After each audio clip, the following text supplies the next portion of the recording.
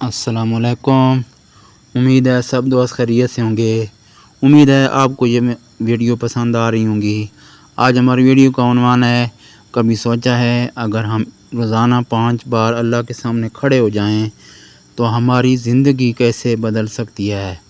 نماز صرف ایک فرض نہیں، یہ دل کی صفائی کا عمل ہے۔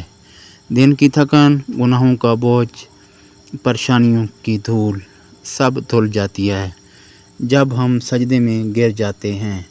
لیکن افسوس، ہم دنیا کے لیے وقت نکال لیتے ہیں مگر رب کے لیے 5 منٹ بھی مشکل لگتے ہیں۔